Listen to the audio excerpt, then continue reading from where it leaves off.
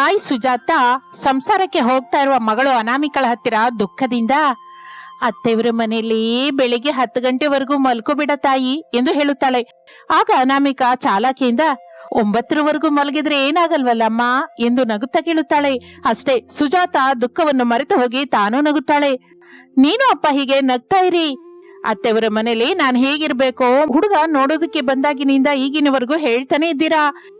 ಎಲ್ಲ ವಿಷಯನ್ನು ಮನಸ್ಸಲ್ಲೇ ಇಟ್ಕೊಂಡಿದ್ದೀನಿ. ಗಂಡನ ಜೊತೆ ಚೆನ್ನಾಗಿ ಸಂಸಾರ ಮಾಡ್ಕೊಳ್ತಾ, ಅತ್ತೆಯವರು ಹೇಳಿದ್ದನ್ನ ಮಾಡ್ಕೊಂಡು, ಮಾವನವ್ರು ಹೇಳಿದ್ದು ಚೆನ್ನಾಗಿ ಕೇಳ್ಕೊಂಡು, ಎಲ್ಲರ ಕೈಯಲ್ಲಿ ಶಾರದಾವರ ಸೊಸೆ ಒಳ್ಳೆ ಸೊಸೆ ಅನ್ನುವ ಹೆಸರು ತರಿಸ್ಕೋತೀನಿ, ಸರಿನಾ ಎಂದು ಅನಾಮಿಕ ಹೇಳುತ್ತಲೇ ಸುಜಾತಳ ತಾಯಿ ಮನಸ್ಸು ಸಂತೋಷ ಪಡುತ್ತದೆ. ತಂದೆ ರಾಜಯ್ಯ ಅವರ ಹತ್ರಕ್ಕೆ ಬರ್ತಾನೆ. ಅಮ್ಮ ಅನಾಮಿಕ, ನೀನು ಹೇಳಿದ ಹಾಗೆ ಬ್ಲೂ ಡ್ರಮ್ ಎಲ್ಲವನ್ನು ಎತ್ತಿನ ಗಾಡಿಯಲ್ಲಿ ಇಟ್ಟಿದ್ದೀನಮ್ಮ. ನಿಮ್ಮ ಅಳಿಯಂದ್ರೆ ಎಲ್ಲಿದ್ದಾರಪ್ಪ? ಹಿತ್ತಲಲ್ಲಿ ಫೋನಲ್ಲಿ ಮಾತಾಡ್ತಾ ಇದ್ದಾರೆ ತಾಯಿ ಎಂದು ಹೇಳುತ್ತಾನೆ. ಇನ್ನು ಅನಾಮಿಕ ಹಿತ್ತಲಿಗೆ ಬರುತ್ತಾಳೆ. ರಮೇಶ್ ತನ್ನ ತಂದೆ ಪ್ರಸಾದನ ಹತ್ರ ಮಾತಾಡ್ತಾ ಇರ್ತಾನೆ.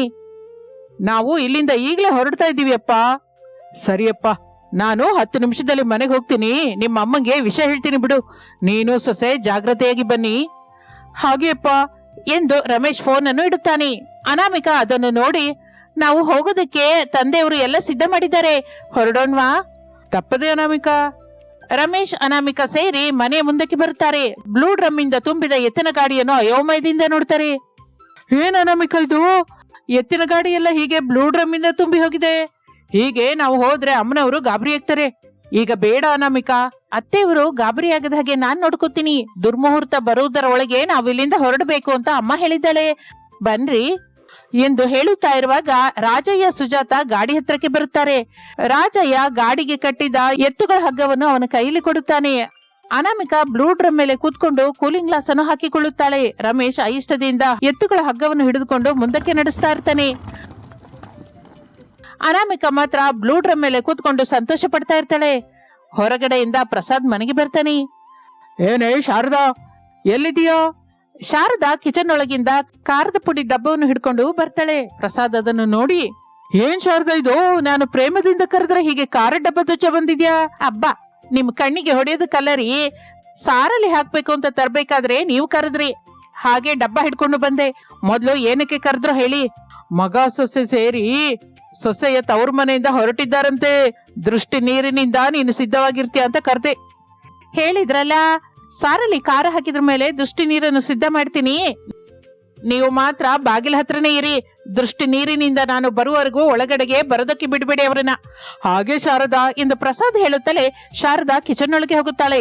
ಪ್ರಸಾದ್ ಮನೆ ಬಾಗಿಲ ಹತ್ರ ನಿಂತ್ಕೊಂಡು ಬೀದಿ ರೋಡ್ ಕಡೆ ನೋಡ್ತಾ ಇರ್ತಾನೆ. ಬ್ಲೂ ಡ್ರಮ್ ಇಂದ ತುಂಬಿದ ಎತ್ತಿನ ಗಾಡಿಯನ್ನು ರಮೇಶ್ ಮುಂದಕ್ಕೆ ತಗೊಂಡು ಹೋಗ್ತಾ ಇದ್ರೆ ಅನಾಮಿಕ ಕೂಲಿಂಗ್ ಗ್ಲಾಸ್ ಹಾಕೊಂಡು ಬ್ಲೂ ಡ್ರಮ್ ಮೇಲೆ ಕೂತಿರ್ತಾಳೆ. ಇದು ತುಂಬಾ ದಾರುಣ ಅನಾಮಿಕ. ನಾನು ಮನೆ ಅಳಿಯ, ನನ್ನನ್ನು ಹೀಗೆ ನಡೆಸೋದು ಸ್ವಲ್ಪವೂ ಚೆನ್ನಾಗಿಲ್ಲ. ಈ ಮಾತನ್ನ ಈಗ ನನ್ನ ಹತ್ರ ಅನ್ನೋದಲ್ಲರಿ, ಮನೆ ಹತ್ರ ನಮ್ ತಂದೆ ಜೊತೆ ಹೇಳ್ಬೋದಿತ್ತಲ್ಲ. ಆಗ ನಮ್ ತಂದೆನೇ ನಡೆಸ್ತಾ ಇದ್ರು, ನೀವು ನನ್ ಜೊತೆ ಕೂತ್ಕೋತಾ ಇದ್ರಲ್ಲ. ನಾನೇನಾದ್ರೂ ಮಾತು ಹೇಳುವ ಒಳಗೆ ಮಾವಯ್ಯ ಬಾಯ್ ಬಿಟ್ಟು, ಅಪ್ಪ ಅಳಿಯನಾದ್ರೂ ಮಗನಾದ್ರೂ ನೀನೇ ಅಲ್ವಾ, ನಮ್ಮ ದುಃಖನ ಅರ್ಥ ಮಾಡ್ಕೋ ಅಂತ ಹೇಳಿ ನನ್ನ ಕೈಯಲ್ಲಿ ಗಾಡಿಗೆ ಕಟ್ಟಿದ ಎತ್ತಿನ ಹಗ್ಗವನ್ನು ಕೈಲಿಟ್ರು. ಇನ್ನೇನ್ ಮಾತಾಡ್ಲಿ ಅಂದ್ರೆ ಈಗ ಕೂಡ ಮಾತನಾಡದೆ ಮುಂದಕ್ಕೆ ನಡೆಸ್ತಾ ಇರಿ. ಮನೆ ಹತ್ರ ನಮಗಾಗಿ ಅತ್ತೆಯವರು ಎದುರು ನೋಡ್ತಾ ಇರ್ತಾರೆ. ಎತ್ತಿನ ಗಾಡಿ ಮುಂದಕ್ಕೆ ಹೋಗುತ್ತಾ ಇರುತ್ತದೆ. ಶಾರದಾ ಮನೆ ಮುಂದೆ ದೃಷ್ಟಿ ನೀರಿನಿಂದ ಸಿದ್ಧವಾಗಿರುತ್ತಾಳೆ. ಸ್ವಲ್ಪ ಸಮಯ ಕಳೆದ ನಂತರ ಬ್ಲೂ ಡ್ರಮ್ಮಿನಿಂದ ತುಂಬಿದ ಎತ್ತಿನ ಗಾಡಿ ಜೊತೆ ಬಂದ ಹೊಸ ಸೊಸೆಯನ್ನು ನೋಡಿ ಆಶ್ಚರ್ಯ ಹೋಗುತ್ತಾಳೆ. ಭಯದಿಂದಲೇ ದೃಷ್ಟಿ ತೆಗೆಯುತ್ತಾಳೆ. ಬಲಗಾಲಿಟ್ಟು ಮನೆಯೊಳಗೆ ಹೋಗು ಸೊಸೆ ಎಂದು ದೃಷ್ಟಿ ನೀರಿನಿಂದ ಹೊರಟು ಹೋಗುತ್ತಾಳೆ. ಅನಾಮಿಕ ರಮೇಶ್ ಮನೆಯೊಳಗೆ ಹೋಗುತ್ತಾರೆ. ಶಾರದಾ ಪ್ರಸಾದರು ಅವರ ಹತ್ರಕ್ಕೆ ಬರ್ತಾರೆ. ಏನು ಹೊಸ ಸೊಸೆ, ಎತ್ತಿನ ಗಾಡಿ ತುಂಬಾ ಬ್ಲೂ ಡ್ರಮ್ ತಗೊಂಡ್ಬಂದಿದ್ಯಾ? ಅತ್ತೆ, ಯಾಕೆ ಅಷ್ಟು ಅದನ್ನ ನೋಡಿ ಭಯಪಡ್ತಾ ಇದ್ದೀರಾ? ಅಮ್ಮ ಸೊಸೆ, ಈ ಮಧ್ಯ ಕಾಲದಲ್ಲಿ ಬ್ಲೂ ಡ್ರಮ್ ಅನ್ನ ಉಪಯೋಗಿಸ್ತಾ ಇರೋ ವಿಧಾನ ನೋಡ್ತಾ ಇದ್ರೆ ನಿಮ್ಮ ಅತ್ತೆ ಟಿವಿಲಿ ನೋಡಿದ್ದಾರೆ, ಸುತ್ತಮುತ್ತಲಿನವರು ಹೇಳಿದ್ದನ್ನು ಕೇಳಿದ್ದಾರೆ.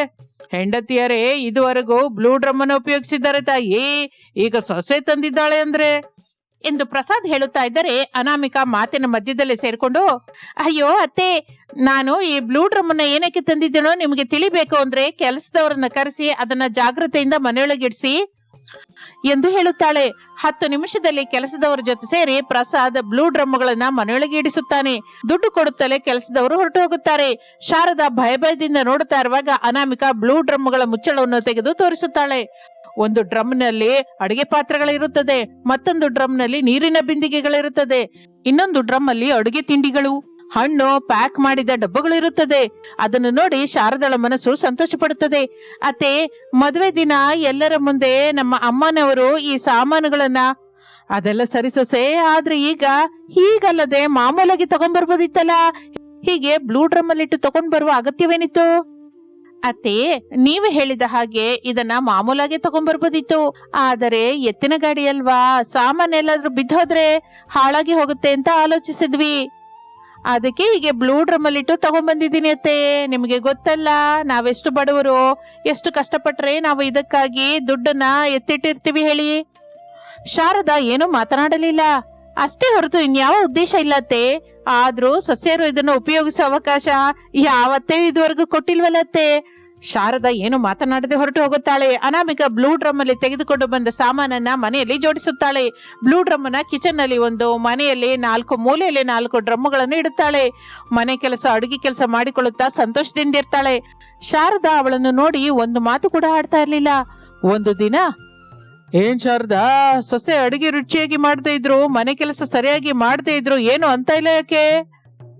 ಮನೆಯಲ್ಲಿ ಎಲ್ಲಿ ನೋಡಿದ್ರು ಬ್ಲೂ ಡ್ರಮ್ಸೇ ಕಾಣಿಸ್ತಾ ಇದ್ರೆ ಏನ್ ಮಾತಾಡ್ಲಿ ಹೇಳಿ? ಅಯ್ಯೋ ಶಾರದಾ, ಬ್ಲೂ ಡ್ರಮ್ ಇಂದ ನಮ್ಮ ಹೊಸ ಸೊಸೆ ಏನಕ್ಕೆ ಬಂದಿದ್ದಾಳು ಹೇಳಿದ್ಲಲ್ಲ, ಆದ್ರೂ ಅದನ್ನು ನೋಡಿ ಯಾಕೆ ಭಯಪಡ್ತಾ ಇದೀಯಾ? ಇದುವರೆಗೂ ಈ ಬ್ಲೂ ಡ್ರಮ್ಗಳನ್ನ ಹೆಂಡತಿಯರು ಗಂಡಂದಿರಿಗಾಗಿ ಉಪಯೋಗಿಸಿದ್ರು, ಸೊಸೆ ಅತ್ತೆಗಾಗಿ ಉಪಯೋಗಿಸೋದು ನಮ್ಮ ಮನೆಯಿಂದ ಶುರುವಾಗುತ್ತೆ ಅಂತ ನಂಗೆ ಭಯವಾಗಿದೆ. ಛೆಛೆ, ನಮ್ಮ ಹೊಸ ಸೊಸೆ ಹಾಗೆ ಮಾಡಲ್ಲ ಹೊರತು ನೀನೇನು ಭಯಪಡಬೇಡ ಎಂದು ಧೈರ್ಯ ಹೇಳುತ್ತಾನೆ. ಶಾರದೆ ಏನು ಮಾತನಾಡದೆ ತನ್ನ ರೂಮಿನೊಳಗೆ ಹೋಗುತ್ತಾಳೆ. ಆ ದಿನ ರಾತ್ರಿ 12 ಕಳೆದಿರುತ್ತದೆ. ಅತ್ತೆ ಶಾರದಾ ಭಯದಿಂದ ಒಂದು ಬ್ಲೂ ಡ್ರಮ್ ಹತ್ರ ನಿಂತಿರುತ್ತಾಳೆ. ಅವಳಿಗೆ ಎದುರಿಗೆ ಅನಾಮಿಕಾ ನಿಂತ್ಕೊಂಡು ಕೋಪದಿಂದಿರ್ತಾಳೆ. ಸಾರಲ್ಲಿ ಖಾರ ಹೆಚ್ಚಾಗಿ ಹಾಕ್ತೀನಿ, ಕೇಳ್ತೀರಾ? ಕೇಳಲ್ಲ ಸೊಸೆ. ಉಪ್ಪು ಹೆಚ್ಚಾಗಿದ್ರೆ ಕೇಳ್ತೀರಾ? ಆಗ ಕೂಡ ಕೇಳಲ್ಲ. ಇಲ್ಲಿ ನೋಡಿಯತ್ತೆ, ನಾನ್ ಹೇಳೋದು ಜಾಗೃತಿಯಾಗಿ ಕೇಳಿ. ನನ್ಗೆ ಇಷ್ಟ ಬಂದ ಹಾಗೆ ಮಾಡ್ತೀನಿ, ಇಷ್ಟ ಬಂದ ಹಾಗೆ ಇರ್ತೀನಿ. ನನ್ನನ್ ಕೇಳೋದಕ್ಕಿಲ್ಲ, ಬೆದರಿಸೋದಕ್ಕೆ ಇಲ್ಲ. ಯಾವಾಗ್ಲಾದ್ರೂ ಏನಾದ್ರೂ ಕೋಪ ಮಾಡ್ಕೊಂಡ್ರೆ ಆವೇಶದಿಂದ ಮಾತನಾಡಿದ್ರು ಎಂದು ಅನಾಮಿಕಾ ಬ್ಲೂ ಡ್ರಮ್ ಕಡೆಗೆ ನೋಡುತ್ತಾಳೆ. ಅನಾಮಿಕಳ ನೋಟವನ್ನು ಅರ್ಥ ಮಾಡಿಕೊಂಡು ಶಾರದಾ ಕೂಡ ಬ್ಲೂ ಡ್ರಮ್ ಕಡೆಗೆ ನೋಡುತ್ತಾಳೆ. ತನ್ನ ಮನೆಗೆ ಬ್ಲೂ ಡ್ರಮ್ ಇಂದ ಬಂದ ಹೊಸ ಸೊಸೆ ಏನು ಹೇಳಬೇಕು ಅಂದ್ಕೊಂಡಿದ್ದಾಳೋ, ಏನ್ ಮಾಡ್ಬೇಕು ಅಂದ್ಕೊಂಡಿದ್ದಾಳೋ ಅರ್ಥ ಮಾಡ್ಕೋತಾಳೆ. ಅಷ್ಟೇ, ಬೆಡ್ ಮೇಲೆ ಮಲಗಿಕೊಂಡು ಶಾರದಾ ಬೆಚ್ಚಿ ಬಿದ್ದು ಹೇಳುತ್ತಾಳೆ. ಬೆವರು ಸುರಿತಾ ಇರುತ್ತದೆ. ಪ್ರಸಾದ್ ಹೇಳುತ್ತಾನೆ, ಶಾರದಾ, ನಿನಗೆ ಬಂದಿದ್ದು ಕೆಟ್ಟ ಕನಸು. ಅದೆಲ್ಲ ನೀನು ಅಂದ್ಕೊಂಡಿದ್ದ ಹಾಗೆ ಆಗಲ್ಲ, ಅದು ನಿಜಾನೂ ಅಲ್ಲ. ಶಾರದಾ ನೀರು ಕುಡಿದು ಮಲಗುತ್ತಾಳೆ. ಮಾರನೇ ದಿನ ಮಿಂಚು ಗುಡುಗುಗಳಿಂದ ಭಯಂಕರವಾದ ಮಳೆ ಬೀಳ್ತಾ ಇರುತ್ತದೆ. ಶಾರದಳ ಮನೆ, ಕಿಚನ್ ಎಲ್ಲ ಸೋರ್ತಾ ಇರುತ್ತೆ. ಅನಾಮಿಕಾ ತಾನು ತಂದ ಬ್ಲೂ ಡ್ರಮ್ಗಳನ್ನ ಸೋರ್ತಾ ಇರೋ ಜಾಗದಲ್ಲಿ ಇಡ್ತಾಳೆ. ಇನ್ನು ರಾತ್ರಿ ಆಗುತ್ತದೆ, ಮಳೆ ಬೀಳ್ತಾನೆ ಇರುತ್ತದೆ. ಕರೆಂಟ್ ಇರುವುದಿಲ್ಲ. ಮೊಂಬತ್ತಿಯನ್ನು ಬೆಳಗಿಸುತ್ತಾರೆ. ಅನಾಮಿಕಾ ಬುದ್ಧಿವಂತಿಕೆಯಿಂದ ಆಲೋಚಿಸಿ ಒಂದು ಬ್ಲೂ ಡ್ರಮ್ ಮೇಲೆ ಸ್ಟವ್ ಅನ್ನು ಇಡುತ್ತಾಳೆ. ಸ್ಟೂಲ್ ಹಾಕಿ ಸಿಲಿಂಡರ್ ಇಡ್ತಾಳೆ. ಹಾಗೆ ಎಲ್ಲರಿಗೂ ಸರಿ ಹೋಗುವ ಅಡಿಗೆ ಮಾಡುತ್ತಾಳೆ. ಹೊಸ ಸಸಿಯ ಬುದ್ಧಿವಂತಿಕೆ ನೋಡಿ ಶಾರದಾ, ಪ್ರಸಾದ್, ರಮೇಶ್ ಎಲ್ಲರೂ ಆಶ್ಚರ್ಯ ಹೋಗುತ್ತಾರೆ. ಅತ್ತೆ, ಮಳೆನ ನೋಡ್ತಾ ಇದ್ರೆ ಈಗಲೇ ಕಡಿಮೆ ಆಗುವ ಹಾಗಿಲ್ಲ. ಹೀಗೆ ಬ್ಲೂ ಡ್ರಮ್ ಮೇಲೆ ಊಟ ಇಟ್ಕೊಂಡು ತಿನ್ನೋಣವಾ ಎಂದು ಹೇಳಿ ಎಲ್ಲರಿಗೂ ಬ್ಲೂ ಡ್ರಮ್ ಮೇಲೆ ಬಿಸಿ ಬಿಸಿ ಊಟವನ್ನು ಏರ್ಪಾಟು ಮಾಡುತ್ತಾಳೆ. ಹೊರಗೇನೋ ಮಳೆ, ಮನೆಯೊಳಗೆ ಬ್ಲೂ ಡ್ರಮ್ ಮೇಲೆ ಬಿಸಿ ಬಿಸಿ ಊಟ. ಶಾರದಳ ಕುಟುಂಬಕ್ಕೆ ಆ ವಾತಾವರಣ ಭಲೆ ಹಿಡಿಸುತ್ತದೆ. ಎಲ್ಲರೂ ಮಾತನಾಡಿಕೊಳ್ಳುತ್ತಾ ಗಮ್ಮನ್ನು ಅಡಿಗೆ ಮಾಡಿ ತಿನ್ನುತ್ತಾರೆ. ಹಾಗೆ ಆ ದಿನ ಕಳೆದು ಹೋಗುತ್ತದೆ. ಮಾರನೇ ದಿನ ಶಾರದಾ, ಪ್ರಸಾದ್, ರಮೇಶ್ ಎಲ್ಲರೂ ಸೇರಿ ಅನಾಮಿಕಳನ್ನು ಎಷ್ಟೋ ಮೆಚ್ಚಿಕೊಳ್ಳುತ್ತಾರೆ. ಎಲ್ಲರೂ ಸೇರಿ ಆನಂದದಿಂದ ಜೀವಿಸಲಿಕ್ಕೆ ಶುರು ಮಾಡುತ್ತಾರೆ. ಇದು ಇಂದಿನ ಕತೆ. ಮತ್ತೊಂದು ಆಸಕ್ತಿಕರ ಕತೆ ಜೊತೆ ಮತ್ತೆ ಸೇರೋಣ. ಅಲ್ಲಿಯವರೆಗೂ ವಿರಾಮ. ನಮಸ್ತೆ. ಒಂದಾನೊಂದು ಊರಿನಲ್ಲಿ ರಾಜಯ್ಯ, ಸುಜಾತ ಅನ್ನುವ ಬಡ ದಂಪತಿಗಳಿರ್ತಾ ಇದ್ರು. ಅವರಿಗೆ ಅನಾಮಿಕಾ, ಭಾವನಾ ಅನ್ನುವ 2 ಮಕ್ಕಳಿದ್ದರು. ಆ ಇಬ್ಬರಿಗೂ ಮದುವೆ ಮಾಡಬೇಕು ಎಂದು ಸಂಬಂಧಗಳನ್ನು ನೋಡ್ತಾ ಇರುವ ಸಮಯದಲ್ಲಿ ಒಂದು ದಿನ ಇಬ್ಬರು ತಂದೆ ಹತ್ರಕ್ಕೆ ಬರ್ತಾರೆ. ಏನಮ್ಮ, ದುಡ್ಡೇನಾದ್ರೂ ಬೇಕಾ? ದುಡ್ಡಲ್ಲಪ್ಪ, ಮತ್ತೆ ನಾನು ತಂಗಿ ಶಾರದಾ ಅತ್ತೆಯವರ ಮನೆಗೆ ಸೊಸೆಯಾಗಿ ಹೋಗ್ಬೇಕು ಅನ್ಕೋತಾ ಇದ್ದೀವಿ. ರಮೇಶ್ ಬಾವ, ವಿನೋದ್ ಮೈದುನ ಇರುವಾಗ ನಮಗೆ ಬೇರೆ ಸಂಬಂಧ ಏಕೆ ನೋಡ್ತಾ ಇದ್ದೀರಪ್ಪ ಎಂದು ಕೇಳುತ್ತಲೇ ರಾಜಯ್ಯ ಏನೋ ಮಾತನಾಡದೆ ಮೌನವಾಗಿರುತ್ತಾನೆ. ಅಪ್ಪ, ಸೋದರತ್ತೆ ಗಯ್ಯಾಳಿ ಅಂತ ನೀವು ಭಯಪಡ್ತಾ ಇದ್ದೀರಲ್ಲ? ಹೌದು ತಾಯಿ, ನಿಮ್ಮ ಸೋದರತ್ತೆ ಶಾರದಳ ವಿಷಯ ನಿಮಗೆ ಗೊತ್ತಿಲ್ಲ. ನಿಮ್ಮ ಅಮ್ಮನ್ನ ಎಷ್ಟೆಲ್ಲ ಕಷ್ಟ ಕೊಟ್ಟಿದ್ದಾಳೋ, ಎಷ್ಟು ಮಾತುಗಳಂದಿದ್ದಾಳೋ ನೋಡಿದ ನನ್ನ ಕಣ್ಣಿಗೆ, ಕೇಳಿದ ನನ್ನ ಕಿವಿಗಳಿಗೆ ಮಾತ್ರವೇ ಗೊತ್ತು. ಅಪ್ಪ, ನೀವು ನಮ್ಮಿಬ್ಬರನ್ನು ಭಯದಿಂದ ಬೆಳೆಸಲಿಲ್ಲ, ಧೈರ್ಯದಿಂದ ಬೆಳೆಸಿದ್ದೀರಾ. ಸೋದರತ್ತೆಗೆ ತಕ್ಕ ಬುದ್ಧಿ ನಾವು ಹೇಳ್ತೀವಿ ಅಪ್ಪ. ನಮ್ಮನ್ನು ಆ ಮನೆಗೆ ಸೊಸೆಯಾಗಿ ಕಳಿಸ್ಬಿಡಿ. ನನ್ನ ಭಯ ಕೂಡ ಇದೆ ತಾಯಿ. ನಿಜ ತಿಳಿದು ಎಲ್ಲಿ ನಿಮ್ಮ ಸಂಸಾರವನ್ನು ಏನು ನಾಶ ಮಾಡ್ಕೊಳ್ಳಲ್ಲಪ್ಪ. ತಂಗಿ ಹೇಳಿದ ಹಾಗೆ ನಮ್ಮನ್ನು ಧೈರ್ಯದಿಂದ ಬೆಳೆಸಿದ್ದೀರಿ ನೀವು. ನಾವು ನಮ್ಮ ಸೋದರತ್ತೆಯನ್ನು ಎದುರಿಸಿ ನಮ್ಮ ಸಂಸಾರವನ್ನು ಯಾಕೆ ನಾಶ ಮಾಡ್ಕೋತೀವಿ ಹೇಳಿ? ಎಲ್ಲದನ್ನು ಸಹಿಸ್ಕೋತೀವಿ. ರಮೇಶ್ ಭಾವಂಗೆ ನನ್ನ, ವಿನೋದ್ ಮೈದನನಿಗೆ ತಂಗಿಯನ್ನು ಕೊಟ್ಟು ಮದುವೆ ಮಾಡ್ಬಿಡಿ. ನಾವು ನಮ್ಮ ಸಂಸಾರವನ್ನು ಚೆನ್ನಾಗಿ ಮಾಡಿಕೊಳ್ತಾ, ಅತ್ತೆ ಮಾವನನ್ನು ನೋಡ್ಕೊಳ್ತಾ ಮನೆ ಹತ್ರನೇ ಇರ್ತೀವಿ ಎಂದು ಹೇಳುತ್ತಾಳೆ. ತಂದೆ ರಾಜಯ್ಯ ಅದೆಲ್ಲ ನಿಜವೇ ಅಂತ ನಂಬುತ್ತಾನೆ. ಇನ್ನು ಮತ್ತೊಂದು ಕಡೆ, ಏನ ದೊಡ್ಡವನೇ, ನಾನು ಹೇಳೋದು ನೀನು ಅನಾಮಿಕಳನ್ನು, ತಮ್ಮ ಭಾವನೆಗಳನ್ನು ಮದುವೆ ಮಾಡ್ಕೋತೀರಾ? ಹೌದಮ್ಮ, ನನಗೆ ಅನಾಮಿಕ ಅಂದ್ರೇನೆ ಇಷ್ಟ, ವಿನೋದನಿಗೆ ಭಾವನಾ ಅಂದ್ರೆ ಇಷ್ಟ. ನೀವು ಒಪ್ಕೊಂಡ್ರೆ ಮದುವೆ ಮಾಡ್ಕೋತೀವಿ. ನಾನು ನನ್ನ ತಮ್ಮನ ಹತ್ರ ಹೋಗಿ ನಿನ್ನ ಮಕ್ಕಳನ್ನ ನನ್ನ ಮನೆಗೆ ಸೊಸೆಯಾಗಿ ಕಳಿಸ್ರಿ ಅಂತ ಹೇಳಕ್ಕಾಗಲ್ಲ. ಅವನೇ ಬಂದು ಕೇಳಿದ್ರೆ ಮಾತ್ರ ಬೇಡ ಅಂತ ಹೇಳಲ್ಲ ಮತ್ತೆ, ಸರಿನಾ ಎಂದು ಶಾರದಾ ಹೇಳುತ್ತಲೇ ರಮೇಶ್ ಹೊರಗಡೆಗೆ ಬಂದು ಅನಾಮಿಕಳಿಗೆ ಫೋನ್ ಮಾಡುತ್ತಾನೆ. ಏನಾಯ್ತು ಬಾವ, ಅತ್ತೆ ಒಪ್ಕೊಂಡ್ರಾ? ಒಪ್ಕೊಂಡಿದ್ದಾರೇನು? ಮಾವಯ್ಯ ಅತ್ತೆನ ಒಂದು ಒಳ್ಳೆ ದಿನ ನೋಡಿ ಕಳಿಸ್ಬಿಡು, ಮಾತಾಡು ಅಂತ ಹೇಳು. ಈಗ್ಲೇ ಹೇಳ್ತೀನಿ ಬಾವ ಎಂದು ಅನಾಮಿಕಾ ಫೋನ್ ಇಟ್ಟು ತಕ್ಷಣ ರಾಜನ ಹತ್ರಕ್ಕೆ ಬರ್ತಾಳೆ. ಅಪ್ಪ, ನೀವು ಹೋಗಿ ಕೇಳಿದ್ರೆ ಅತ್ತೆ ಒಪ್ಕೋತಾಳೆ ಅಂತ ಭಾವ ಫೋನ್ ಮಾಡಿ ಹೇಳಿದ್ರು. ನೀವು ಅಮ್ಮ ಹೋಗಿ ಮಾತಾಡಿ ನಮ್ಮ ಮದುವೆ ಮಾಡ್ಬಿಡಿ. ಹಾಗೆ ತಾಯಿ, ಆದ್ರೆ ಒಂದು ಮಾತು ನೆನಪಿನಲ್ಲಿ ಇಟ್ಕೋ, ಆ ಮನೆಯಲ್ಲಿ ಕಾಲಿಟ್ಟ ಮೇಲೆ ನಿಮ್ಮ ಸೋದರತ್ತೆ ಹೇಗಿದ್ದರೋ ನೀವು ಮಾತ್ರ ಸಮಾಧಾನದಿಂದಿರ್ಬೇಕು. ಹಾಗೆ ಅಪ್ಪ ಎಂದು ಅನಾಮಿಕಾ ಚೆನ್ನಾಗಿ ಹೇಳುತ್ತಾಳೆ. ಇನ್ನು ಮಾರನೇ ದಿನ ರಾಜಯ್ಯ ಸುಜಾತರು ಶಾರದಾ ಪ್ರಸಾದರ ಮನೆಗೆ ಬರುತ್ತಾರೆ. ಎಲ್ಲರೂ ಕೂತ್ಕೊಂಡು ರಮೇಶ್, ಅನಾಮಿಕಾ, ವಿನೋದ್, ಭಾವನಳ ಮದುವೆ ಬಗ್ಗೆ ಮಾತನಾಡುತ್ತಾರೆ. ಸ್ವಲ್ಪ ದಿನದ ನಂತರ ದೊಡ್ಡವರ ಸಮ್ಮುಖದಲ್ಲಿ ಇಬ್ಬರ ಮದುವೆಯನ್ನು ಲಕ್ಷಣವಾಗಿ ನೆರವೇರಿಸುತ್ತಾರೆ. ಅನಾಮಿಕನನ್ನು ರಮೇಶನಿಗೆ, ಭಾವನಾ ವಿನೋದನಿಗೆ ಹೆಂಡತಿಯಾಗಿ ಶಾರದಳ ಮನೆಯಲ್ಲಿ ಕಾಲಿಡುತ್ತಾರೆ. ಮೊದಲಲ್ಲಿ ಶಾರದಾ ಹೊರಗಿನವರ ಮುಂದೆ ಎಷ್ಟೋ ಪ್ರೇಮದಿಂದ ನಟಿಸ್ತಾ ಇದ್ಲು. ಆದರೆ ದಿನ ಕಳೆಯುತ್ತಿದ್ದ ಹಾಗೆ ತನ್ನ ಅಸಲು ಸ್ವಭಾವ ತೋರಿಸಲಿಕ್ಕೆ ಶುರು ಮಾಡ್ತಾಳೆ. ಒಂದು ದಿನ ಶಾರದಾ ಕೋಪದಿಂದ, ಅನಾಮಿಕಾ, ಇನ್ನು ಕೆಲಸ ಎಲ್ಲ ಪೂರ್ತಿಯಾಗಿಲ್ವಾ? ಯಾಕೆ ಲೇಟ್ ಮಾಡ್ತಾ ಇದ್ದೀರಾ? ನಿಮ್ಮಮ್ಮ ಅತ್ತೆಯವರ ಮನೆಯಲ್ಲಿ ಕೆಲಸವೆಲ್ಲ ಲೇಟ್ ಆಗಿ ಮಾಡಿ ಅತ್ತೆಗೆ ಹುಚ್ಚು ಹಿಡಿಯಾಗೆ ಮಾಡು ಅಂತ ಹೇಳಿದ್ಲ ಏನೋ ಎಂದು ಶಾರದಾ ಅನ್ನುತ್ತಾಳೆ. ಆ ಮಾತಿಗೆ ಅನಾಮಿಕಳಿಗೆ ಕೂಡ ಕೋಪ ಬರುತ್ತೆ. ಆದರೆ ಸಮಾಧಾನದಿಂದಿರಬೇಕು ಎಂದು ತನ್ನ ತಂದೆ ಹೇಳಿದ ಮಾತು ನೆನಪಿಗೆ ಬಂದು ನಿಲ್ಲಿಸುತ್ತಾಳೆ. ಹಾಗೇನು ಹೇಳಿಲ್ಲ ಅತ್ತೆ, ಇನ್ನು ಮೇಲಿಂದ ಚಕಚಕ ಮಾಡ್ತೀನಿ ಎಂದು ಹೇಳಿ ಹೊರಟು ಹೋಗುತ್ತಾಳೆ. ಶಾರದಾ ಕಿಚನ್ ಒಳಗೆ ಬರ್ತಾಳೆ. ಅಲ್ಲಿ ಭಾವನಾ ಅಡಿಗೆ ಮಾಡ್ತಾ ಕಾಣಿಸ್ತಾಳೆ. ಏನ್ ಭಾವನಾ, ಮೈ ಹತ್ರ ಇಟ್ಕೊಂಡು ಅಡಿಗೆ ಮಾಡು. ಖಾರ ಇದ್ರೆ ಉಪ್ಪಿರಲ್ಲ, ಉಪ್ಪಿದ್ರೆ ಖಾರ ಇರಲ್ಲ. ನಿಮ್ಮಮ್ಮ ನಿನಗೆ ಹೀಗೆ ಅಡ್ಗೆ ಕಲ್ಸಿದ್ದಾಳ ಏನೋ ಎಂದು ಭಾವನಾಳ ಮೇಲೆ ಕೋಪ ತೋರಿಸ್ತಾಳೆ ಶಾರದಾ.